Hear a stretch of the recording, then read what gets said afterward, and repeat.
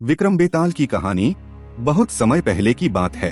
राजा विक्रमादित्य तपस्वी की आज्ञा से एक पीपल के पेड़ से लटके शव को लाने हर रात जंगल जाते थे। वह शव असल में बेताल था, जो राजा की पीठ पर चढ़कर कहानी सुनाता और अंत में एक प्रश्न पूछता।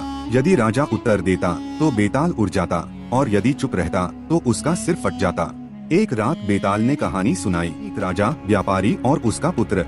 बहुत समय पहले की बात है। एक नगर में चंद्रसेन नाम का राजा राज्य करता था।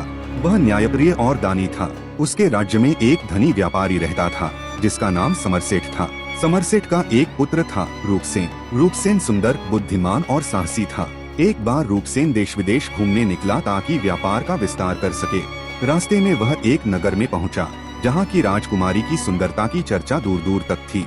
रूपसेन ने राजकुमारी को देखा और वह उसे अपना दिल दे बैठा। राजकुमारी भी रूपसेन की बहादुरी और सौजन्य पर मोहित हो गई। किंतु राजकुमारी के पिता उस विवाह के लिए तैयार न थे। उन्होंने रूपसेन को एक कठिन शर्त दी। यदि तुम 7 समुद्र पार से वह दुर्लभ रत्न लेकर आओगे, तभी विवाह संभव होगा। रूपसेन ने चुनौती स्वीकार की और लंबी यात्रा पर निकल पड़ा। उसने अनेक कठिनाइयों का सामना किया। समुद्री तूफानों, डाकुओं और जंगली जानवरों से लड़ा। अपनी बुद्धि और साहस से वह 7 समुद्र पार पहुंचा और दुर्लभ रत्न प्राप्त किया। वापस लौटते समय उसे रास्ते में एक साधु मिला। साधु ने उससे रत्न मांगा और कहा कि यह रत्न संसार में शांति लाएगा। रूपसेन धर्मशील था। उसने रत्न साधु को दे दिया और खाली हाथ लौट आया। राजा ने जब यह सुना तो क्रोधित हुआ और रूपसेन को बंदी बना लिया।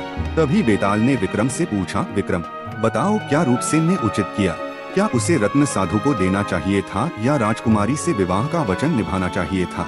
विक्रम ने उत्तर दिया, रूपसेन ने सही किया। किसी एक के सुख से बढ़कर समस्त संसार का कल्याण बड़ा है। उसका त्याग सच्चे वीर का प्रतीक है। राजकुमारी और राजा को भी यह समझना चाहिए। यह सुनकर बेताल फिर हंसा, उड़ गया और विक्रम फिर जंगल में उसे लाने चल पड़ा।